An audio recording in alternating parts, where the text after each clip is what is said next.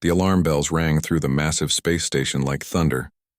Senior scanner technician Veltar pressed his six-fingered hands against his scanning console and stared at the impossible readings. The energy signature moving toward their space was unlike anything in the Zephyrian Empire's vast database. It was too big to be a ship but moved too fast to be a space station. The fusion drive readings made no sense at all. "Commander Thekval, you need to see this right now," Veltar called across the control room. His voice carried the kind of fear that made everyone stop what they were doing. Commander Thekval walked over with heavy steps. His purple skin had turned pale, which happened when Zephyrians got nervous. He looked at the scanner readings and his mouth fell open. "This cannot be right. Run the scan again." Veltar ran the scan 3 more times. Each time the results were the same. Something massive was approaching their outer defense line, and it was using technology that should not exist. The fusion signature was primitive by Zephyrian standards, but the power output was beyond anything they had ever seen. It was like watching someone build a Star Destroyer out of spare parts. "Send a message to High Command immediately," Thekval ordered. "Tell them we have detected an unknown vessel of immense size approaching Sector 7. Tell them the technology readings are impossible." Far away in the darkness of space, Captain Jake Morrison sat in his pilot chair aboard the UES Defiant. The ship around him hummed with the sound of human engineering. Every surface showed the marks of human creativity. Pipes ran along walls where they were needed, not where they looked pretty. Control panels had been modified and rebuilt so many times that no two looked the same. The whole ship felt alive in a way that alien vessels never did. Jake had no idea that his ship was causing panic across 3 star systems. The Defiant had been built from parts of a crashed alien ship that Earth scientists had found on Mars. Human engineers had taken the alien technology and changed it, improved it, and made it work better than the original builders ever intended. They had turned a broken wreck into something new and powerful. "Captain Morrison, we are approaching the outer marker," called Navigation Officer Pete Collins from his station. "Should I begin the deceleration sequence?" "Not yet, Pete. Let's see what's out here first." Jake looked at the star charts on his screen. This was the farthest any human had ever traveled from Earth. Admiral Lisa Brooks had sent him on this scouting mission to find new worlds for humanity to explore. Earth was getting crowded, and people needed new places to live. Admiral Brooks sat in her command chair aboard the UES Enterprise, Earth's flagship and the pride of humanity's small space fleet. She was reading reports from several scouting missions when the encrypted message from Jake Morrison appeared on her screen. The message was short but worrying. "Admiral, I have detected multiple alien monitoring stations in this sector.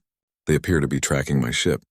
The technology level is far beyond anything we have encountered before. Recommend caution for future missions." Morrison out. Lisa Brooks had been preparing for this moment her entire career.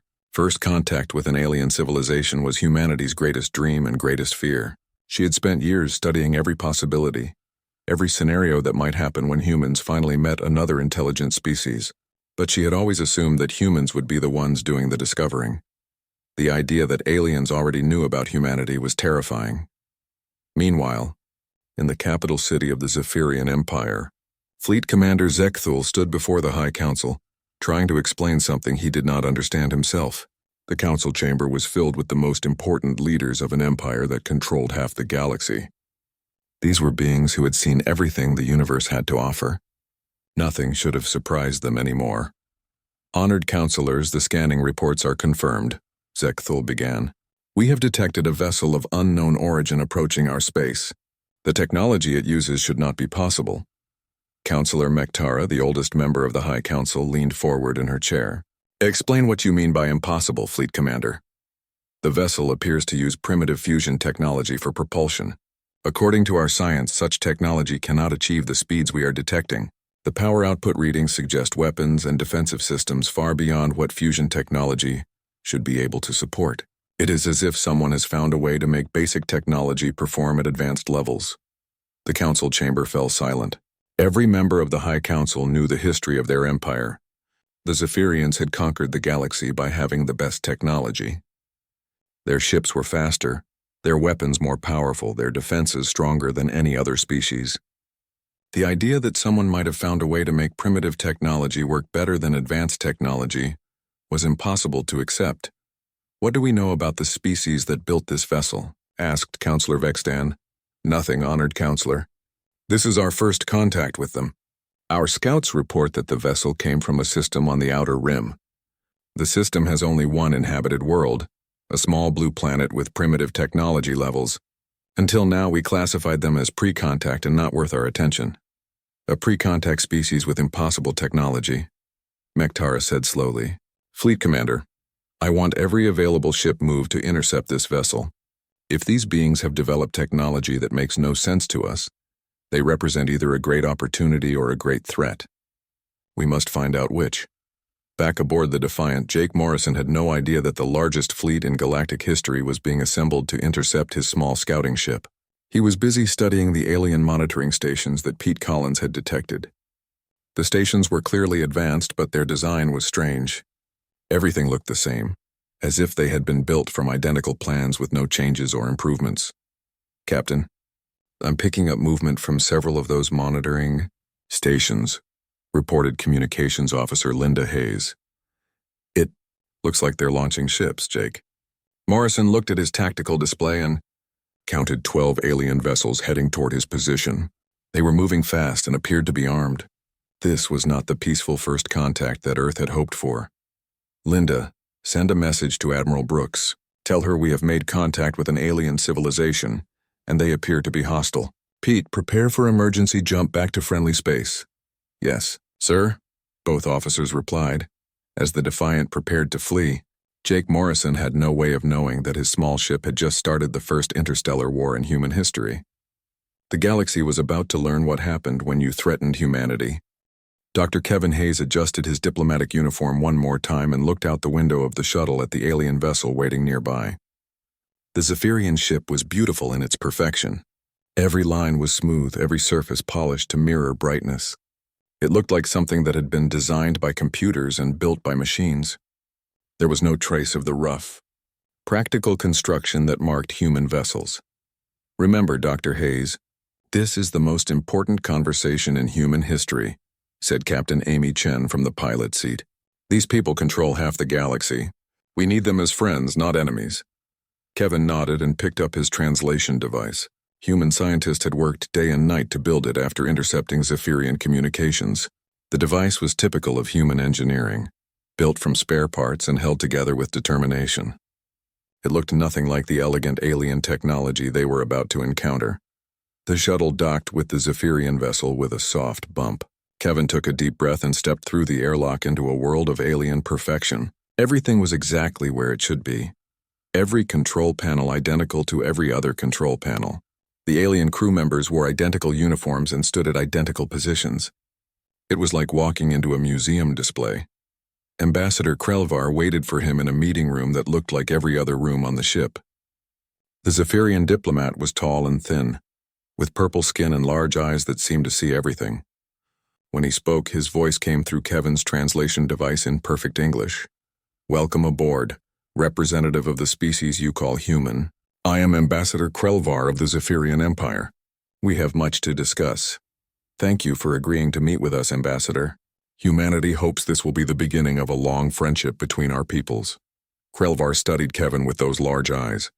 Your species interests us greatly, Dr. Hayes. Our scientists cannot understand how you achieved interstellar travel with such primitive technology. Perhaps you would be willing to demonstrate some of your capabilities? Kevin smiled. This was the moment he had prepared for. Earth's leaders had decided that the best way to impress the aliens was to show them human technology in action. Of course, Ambassador. Captain Chen, please power up our defensive systems. Back aboard the UES Horizon, Captain Amy Chen received the request and turned to her tactical officer. Lieutenant Rogers, bring our shields to full power. Let's show these aliens what human engineering can do. Lieutenant Dan Rogers pressed the activation sequence with pride. The Horizon's shields were humanity's greatest achievement, built from principles that human scientists had discovered by studying alien wreckage. The shields didn't just block incoming energy, they absorbed it and redirected it. Human engineers had improved on alien technology by making it adaptable instead of rigid. Shields at full power, Captain. All systems showing green. Ambassador Krelvar watched from his command center as energy readings from the human vessel suddenly spiked beyond anything his sensors could measure. To Zephyrian eyes, it looked like the small human ship had just become a fortress of impossible power. The energy patterns made no sense according to everything the Empire knew about physics. Defensive systems, Krelvar whispered to himself. These readings indicate weapons powerful enough to destroy our entire fleet. What Kevin Hayes intended as a peaceful demonstration, the Zephyrians interpreted as a threat display. To them, the human ship had just revealed the ability to generate more power than a Zephyrian battlecruiser. The small vessel they had dismissed as primitive now appeared to be a weapon of mass destruction. All ships prepare for combat, Krelvar ordered his fleet. The humans have revealed hostile intentions. Back in the meeting room, Kevin Hayes saw the change in Krelvar's expression and knew something had gone wrong. Ambassador, is there a problem? We were simply demonstrating our defensive capabilities as requested. Your defensive capabilities appear to include the ability to destroy everything in this star system, Krelvar replied coldly. We cannot allow such a threat to exist. The first energy blast from the Zephyrian flagship struck the Horizon's shields and simply disappeared. The human shields absorbed the alien weapon's power and converted it into additional defensive strength. To Captain Chen and her crew, this was exactly what the shields were designed to do. To the watching Zephyrians, it looked like the human ship had just eaten their most powerful weapon. Captain, they're firing on us, reported Lieutenant Rogers with disbelief in his voice. Our shields are holding perfectly. In fact, they're getting stronger. Amy Chen stared at her tactical display in shock. The peaceful first contact mission had just become a battle. All ships, this is Captain Chen. We are under attack by alien forces. Defend yourselves, but do not fire unless fired upon. Captain Ryan Davis led the human fighter escort in 6 small ships that looked like they had been built in someone's garage. Compared to the sleek Zephyrian fighters, the human vessels appeared crude and primitive.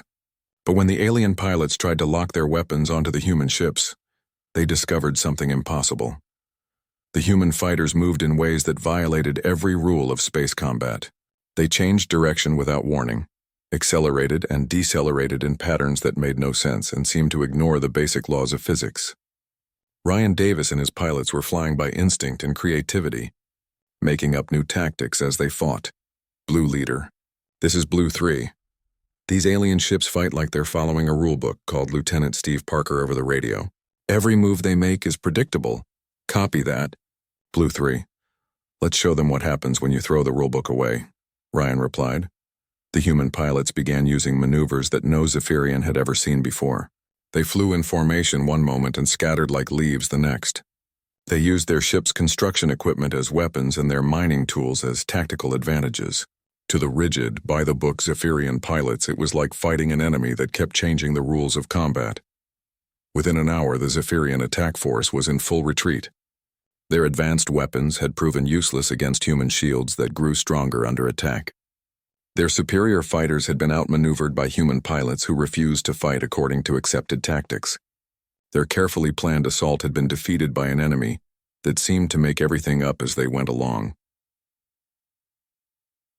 Ambassador, Krelvar sent an emergency message to the High Command as his damaged flagship limped away from the battle. The humans are not what they appear to be. They possess technology that defies our understanding and tactical abilities beyond our experience. Recommend immediate mobilization of all available forces. Back on Earth, President Helen Carter received the battle reports in her emergency command center deep beneath the White House. The news was both terrible and impossible to believe. Humanity's first contact with an alien civilization had resulted in war, but somehow the small human force had won a victory against overwhelming odds. Madam President, our analysis of the battle data suggests that the aliens were completely unprepared for human tactics and technology, reported Defense Secretary Carl Anderson. They appear to have expected us to fight according to their rules. Helen Carter looked at the star charts showing the vast size of the Zephyrian Empire compared to humanity's tiny presence in space. General Mitchell, what are our chances if they decide to send their main fleet against us? General Paul Mitchell had spent his career preparing for wars that might never happen. Now he faced a war that should be impossible to win. Madam President, according to every military analysis, we don't stand a chance. The Zephyrian Empire has thousands of ships and controls half the galaxy. We have 12 vessels and 1 star system. But, the President asked, sensing there was more. But they seem to be afraid of us, and I'm starting to understand why. We don't fight like they expect us to fight. We don't think like they expect us to think. To them, we might as well be aliens from another universe. The news traveled across Zephyrian space faster than their fastest ships. Captain Greg Thompson had no idea that his small reconnaissance group of 3 vessels had become a massive invasion fleet in the stories being told throughout the Empire. What had started as a simple scouting mission was now being described as the advance force of a terrifying new enemy. Greg stood on the bridge of the UES Explorer and watched his crew work with the kind of controlled chaos that marked human operations. Engineer Katie Moore was rebuilding the navigation system while it was still running. Communications Officer Brad Wilson had jury-rigged an alien communication array to boost their signal range. Everything looked like it might fall apart at any moment, but somehow it all worked better than it had any right to. "Captain, we're picking up a lot of alien chatter," reported Brad from his modified workstation. "They keep talking about something called the Terror Fleet from the Dark Sector. Sounds like they're really scared of something." "Any idea what they're talking about?" Greg asked. "Well, sir, based on the descriptions they're giving, I think they're talking about us." Lieutenant Colonel Susan Price crouched behind a boulder on the mining world of Kepler 438b and watched the alien defensive positions through her binoculars. The Zephyrians had built their fortifications according to standard military principles. Every bunker was in exactly the right place, every weapon positioned for maximum theoretical effectiveness. It was a textbook example of how to defend a position. Unfortunately for the aliens, Susan Price had never been much for following textbooks. "Sergeant Murphy, take your squad around to the left. Corporal Jones, your team goes right. I want you to ignore those bunkers completely and hit them from directions they don't expect." "Yes, ma'am," both squad leaders replied. They had learned to trust their commander's unconventional tactics. The Zephyrian defenders waited for the human attack to come from the obvious direction. Their sensors were focused on the open ground in front of their positions. Their weapons were aimed at the most likely approach routes. They had done everything exactly as their training manuals instructed. The human Marines attacked from above, below, and through places that the aliens had considered impossible to use. Sergeant Mike Murphy's squad came down the cliff face using climbing equipment that the Zephyrians had never seen before. Corporal Lisa Jones led her team through a series of mining tunnels that the aliens thought were too narrow for combat use. To the defending aliens, it looked like the humans could appear anywhere at any time. Their soldiers seemed to ignore obstacles that should have stopped them. They used equipment in ways that defied its intended purpose. They turned the battlefield itself into a weapon. "Command, this is Defense Position 7, called the Zephyrian commander over his radio. "The humans are not following standard assault patterns. They appear to be using the terrain itself as cover. Request immediate reinforcement." But there were no reinforcements available. Every Zephyrian unit on the planet was reporting the same impossible situation. The humans were everywhere and nowhere, using tactics that made no sense and achieving results that should have been impossible. Admiral Lisa Brooks read the battle reports from across human-controlled space and tried to understand what was happening to her species. Every engagement with the Zephyrians followed the same pattern. The aliens would attack using textbook tactics and the humans would respond with something completely unexpected. The results were always the same: confused alien retreats and human victories that defied explanation. "Admiral, we've intercepted more Zephyrian communications," reported Intelligence Officer Nancy Adams. "They're calling us the Phantom Builders now. Apparently they think we can build impossible technologies and use them in ways that break the laws of physics." Lisa Brooks shook her head in amazement. "Nancy, all we're doing is what humans have always done. We're making things work when they shouldn't work, and we're solving problems by trying solutions that other people think are crazy." "Yes, ma'am. But the aliens have never seen anything like it before. Their entire civilization is based on standard procedures and proven methods. The idea of a species that improvises everything as they go along is completely foreign to them."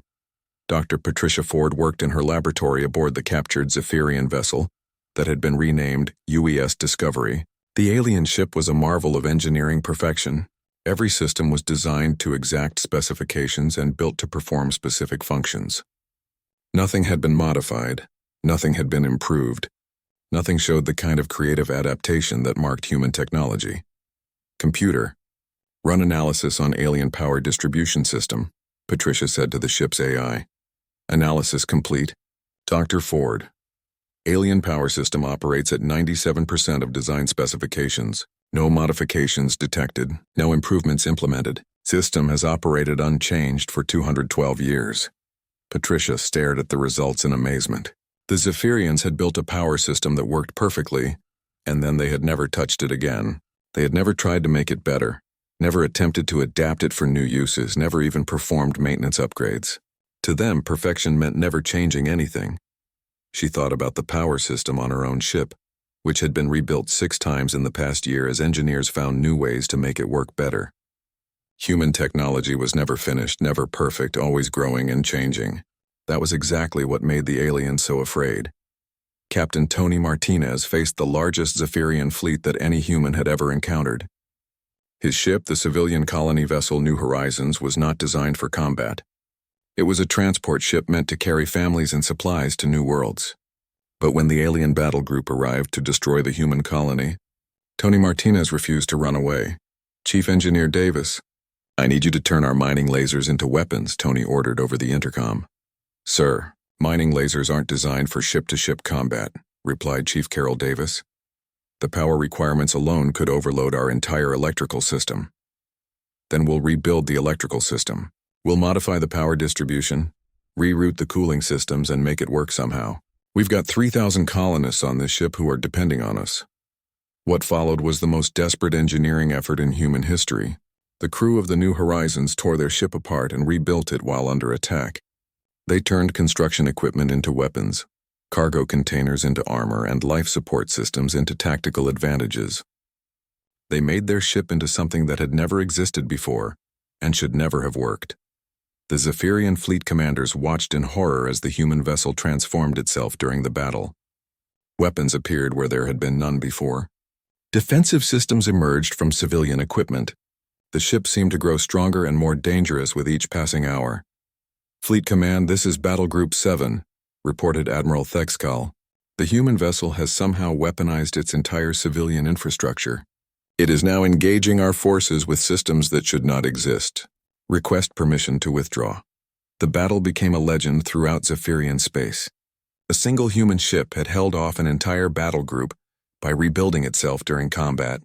The story grew with each telling until the New Horizons became a shape-shifting nightmare vessel that could transform into anything the situation required. Captain Rachel Powell sat in the communications center aboard the UES, intrepid, and listened to alien radio traffic with growing understanding. The Zephyrians weren't just afraid of human technology or human tactics. They were afraid of the very idea of humanity. "Admiral Brooks, I think I understand what's happening," Rachel reported during the daily briefing. "The Zephyrians have built their entire civilization around the idea that there is one right way to do everything.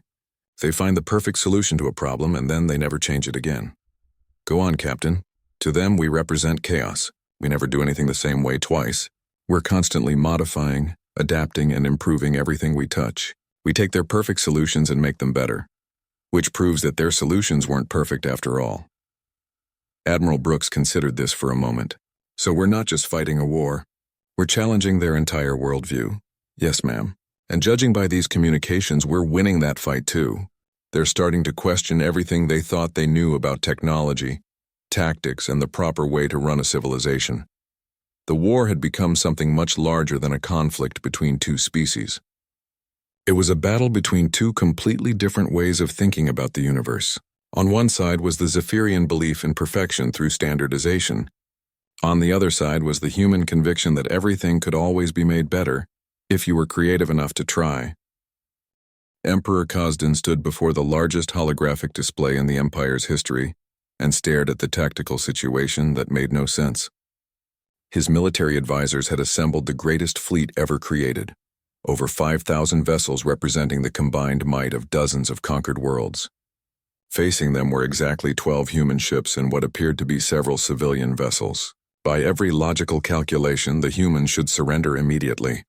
"Your Imperial Majesty, our intelligence reports indicate that the human vessels are significantly outnumbered," reported Fleet Admiral Zekthul. However, previous encounters suggest that human vessels somehow multiply their effectiveness through unknown means. The Emperor's purple skin had turned almost black with worry. He had ruled the galaxy for 300 years by understanding his enemies and using superior force to defeat them, but the humans made no sense. They won battles they should lose, used technology that shouldn't work, and seemed to treat the laws of physics as suggestions rather than absolute rules. Admiral, I want our finest battle commanders leading this assault. Use every standard tactic in our military database. Surely these humans cannot have prepared for everything. What the Emperor didn't understand was that humans never prepared for anything in the way he expected. They prepared by learning how to adapt to whatever came their way. Commander Tony Martinez had been transferred from the New Horizons to command the defense of the human colony ship Discovery. The massive vessel carried 50,000 human colonists and their entire civilization in storage. It was humanity's backup plan, a complete copy of human culture and technology sent to establish a new home among the stars. Commander, we've got Zephyrian ships approaching from every direction, reported Navigator Jim Parker. Count as approximately 800 vessels in the first wave alone. Tony looked at the tactical display and felt the familiar human response to impossible odds. Instead of despair, he felt excitement. Instead of fear, he felt curiosity. How exactly were they going to get out of this one? Engineering, this is the commander. I need you to tell me everything this ship can do that it wasn't designed to do. Chief Engineer Alice Roberts had been expecting this question ever since Tony came aboard. She had spent weeks studying the Discovery systems and finding ways to use them that the original designers never intended. Well, sir, we've got manufacturing facilities that could be converted to produce weapons, agricultural systems that could generate defensive barriers, and processing plants that could create fuel for combat maneuvers. Plus, we've got 50,000 colonists who all have different skills and specialties. Alice, you just gave me an idea that's either brilliant or completely insane. In my experience, sir, with humans, those are usually the same thing. Captain Rachel Powell led the first wave of human defenders in her modified transport ship, UES Pioneer. The vessel had originally been designed to carry cargo between Earth and the outer colonies. Now it bristled with weapons created from mining equipment, shields powered by industrial generators, and armor plating made from cargo containers. All ships, this is Captain Powell. Remember, they expect us to fight like a proper military force. Let's disappoint them. The human ships scattered in all directions as the massive Zephyrian fleet approached. To the alien commanders, it looked like the humans were running away in panic. They adjusted their formations to pursue and destroy the fleeing vessels, exactly as their military manuals instructed. Then the trap closed around them. The human ships hadn't been running away. They had been moving into position for an attack that no Zephyrian military computer could have calculated. Captain Powell's transport ship suddenly appeared behind the alien flagship and began targeting its engines with mining lasers. Captain Steve Collins emerged from an asteroid field and started using construction equipment to disable alien weapon systems. The entire human force had become a pack of wolves picking apart a herd of sheep. Imperial Command, this is Fleet Admiral Zekthul, came the panicked transmission from the Zephyrian flagship. The humans are not engaging in standard fleet combat. They appear to be using civilian equipment as military hardware. Request tactical guidance. But there was no tactical guidance for a situation that had never occurred before in galactic history. The Zephyrian Empire had conquered the galaxy by having better ships, better weapons, and better tactics than everyone else. They had never faced an enemy that simply ignored all the rules of warfare and made up new ones as they fought. Back aboard the Discovery, Commander Martinez was implementing the most desperate plan in human history. He was turning 50,000 sleeping colonists into an active defense force without waking them up. Chief Roberts, can we use the colonist storage systems to create a distributed computing network? You mean use 50,000 human brains as a biological computer while they're in suspended animation? Exactly. Human creativity and intuition, even while unconscious, should be able to generate tactical solutions that alien computers can't predict.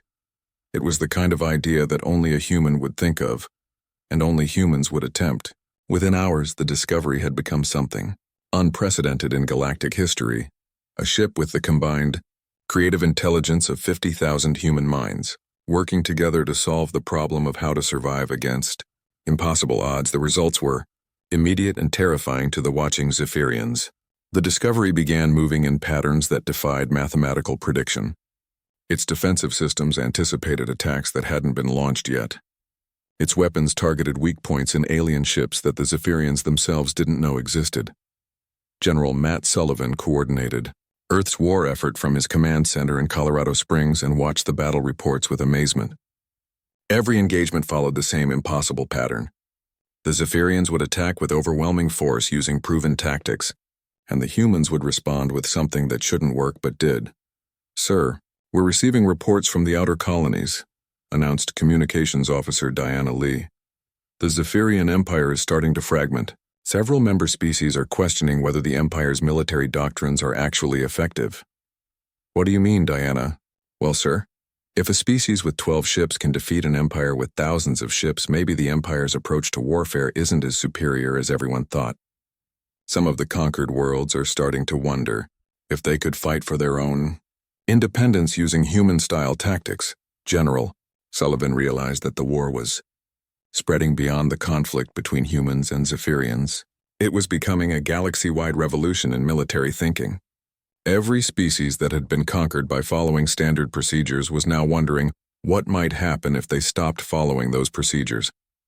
Captain Nick Foster commanded the UES Independence, a small patrol vessel that had been caught far from friendly forces when the war began. He was trying to make his way back to human space when he encountered a Zephyrian supply convoy, protected by a dozen warships.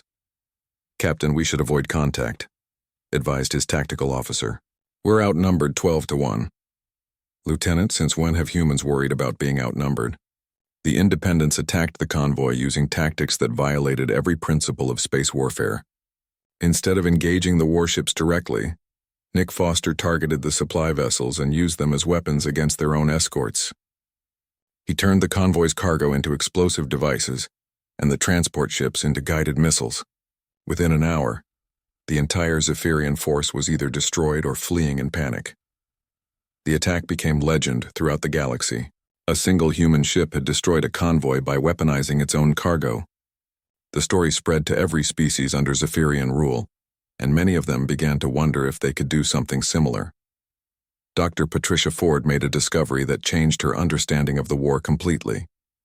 While studying captured Zephyrian computers, she found the Empire's complete military database. Every tactic, every strategy, every battle plan that had ever been used was carefully recorded and categorized. It was the most complete collection of military knowledge in galactic history. "Admiral Brooks, I think I know why we keep winning these battles," Patricia reported during the daily briefing. "Go ahead, Doctor." "The Zephyrians have documented every military tactic that has ever been used successfully. Their computers can predict any strategy that has been tried before. But they have no way to handle tactics that have never been used in the history of galactic warfare. So we win because we keep doing things that have never been done before?" "Exactly. Every time we try something new, their entire military system has to start over from scratch. They can't adapt fast enough to keep up with human creativity." Admiral Brooks smiled with understanding. The Zephyrian Empire had achieved dominance by perfecting the art of warfare. But humans had achieved something much more valuable. They had perfected the art of improvisation. In a galaxy where everyone followed the same rules, the species that made up new rules as they went along would always have the advantage. The war was no longer about territory or resources. It had become a conflict between two completely different approaches to existence. The Zephyrians represented order, standardization, and the belief that there was always one correct. The final battle took place in the Wolf 359 system, where humanity had established its first interstellar colony. Admiral Lisa Brooks commanded the entire human fleet from the bridge of the UES Enterprise, knowing that this would decide the fate of both species. Through her view screen, she could see the approaching Zephyrian armada, thousands of ships arranged in perfect formation, moving with the precision of a machine. "Admiral, enemy fleet count is now confirmed at 4,700 vessels," reported Tactical Officer Ben Murphy. "They're maintaining standard attack formation Alpha 7. Our computers have identified their battle plan from the tactical database." Lisa Brooks nodded. The Zephyrians were doing exactly what they always did, following proven strategies that had conquered the galaxy. But humans had learned something important during this war. Sometimes the best way to win was to stop trying to win in the way your enemy expected. "All ships, this is Admiral Brooks. Today we're not fighting to destroy the Zephyrian Empire. We're fighting to show them that there's a different way to live. Every ship fights independently. Use whatever tactics feel right to you. Make it up as you go along. Emperor Khazad-dûm stood on the bridge of his flagship, the Pride of Zephyr, and watched the human fleet's response to his approach. He had expected them to form defensive lines or attempt to retreat to fortified positions. Instead, the human ships were scattering in random directions with no apparent strategy at all. Fleet Admiral Zekthul, what are the humans attempting to accomplish? Your Imperial Majesty, their movement patterns make no tactical sense. Our computers cannot identify any known battle strategy.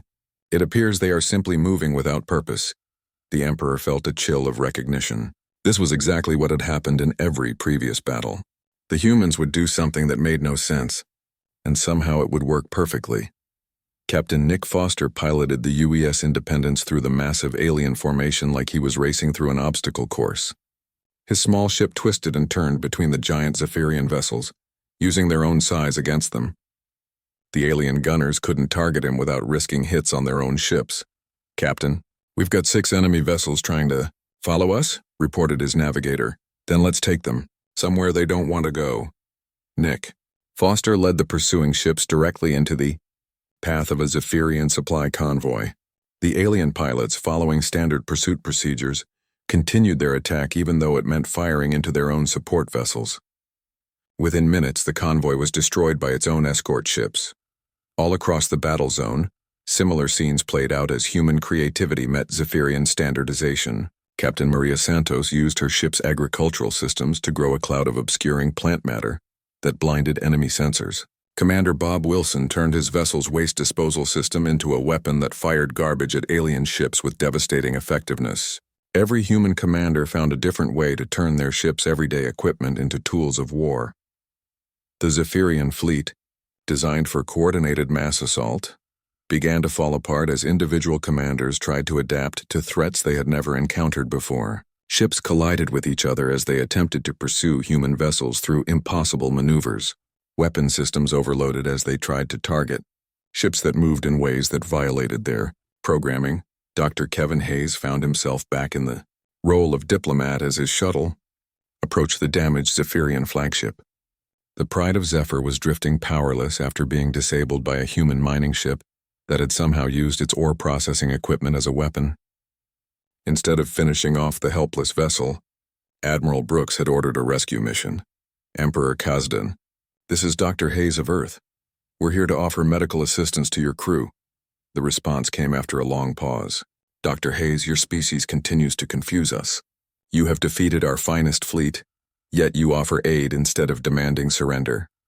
Your Majesty, we never wanted to fight this war in the first place. We came in peace, hoping to make friends among the stars." Kevin docked his shuttle with the alien flagship and made his way to the Emperor's chambers. Khazad-dûm was injured but alive, his purple skin pale with shock and confusion.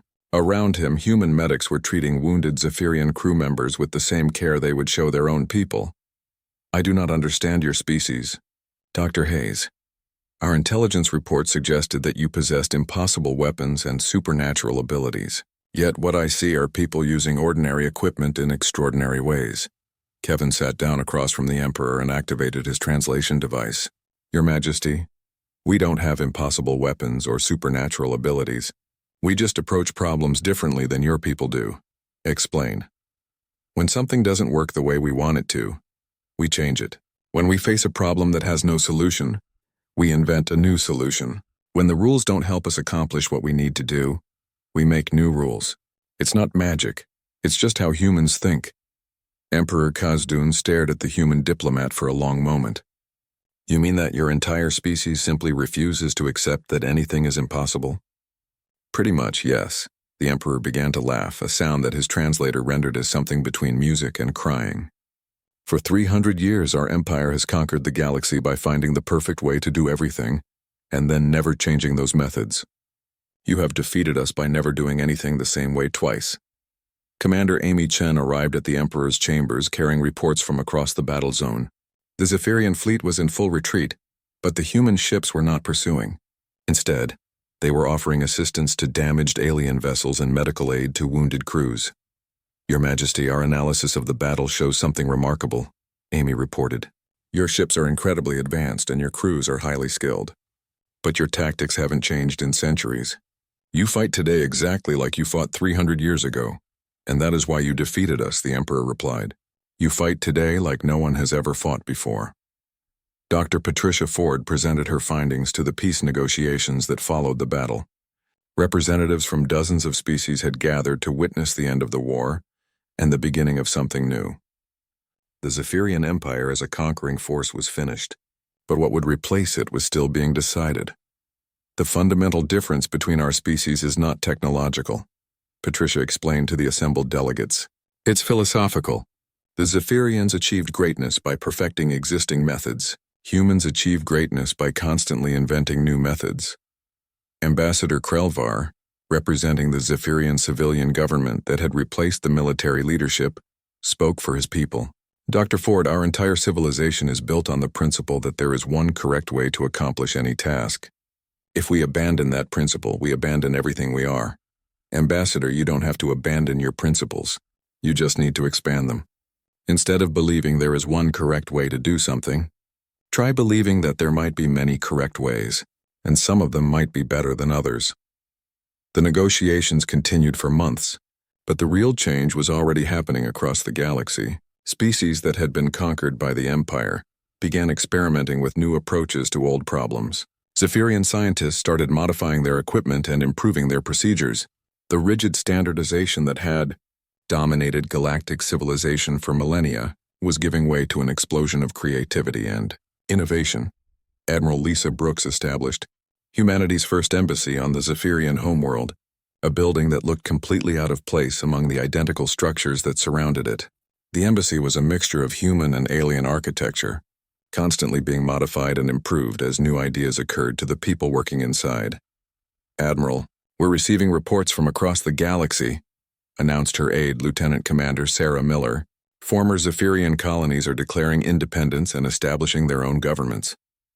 But instead of fighting each other, they're sharing new technologies and trading innovative solutions to common problems. Lisa Brooks looked out the window at the alien city that was slowly beginning to change. New buildings were rising that didn't match the old patterns. Streets were being rebuilt to accommodate different types of traffic. The Zephyrians were learning to adapt and improve their world instead of just maintaining it.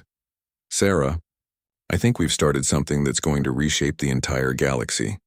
Captain Jake Morrison, whose initial scouting mission had started the war, found himself assigned to explore the far reaches of space with a mixed crew of humans and former Zephyrian subjects. His ship, the UES New Horizons, was a perfect example of the new galactic cooperation, human adaptability combined with alien technology to create something better than either species could have built alone. Captain, we're detecting a signal from an unknown civilization in the next star system, reported his Zephyrian science officer, Veltar. The technology appears to be completely different from anything we have encountered before. Jake Morrison smiled as he gave the order that would begin humanity's next adventure among the stars. Set course for the signal and prepare for first contact. Let's see what new ideas we can learn from our neighbors.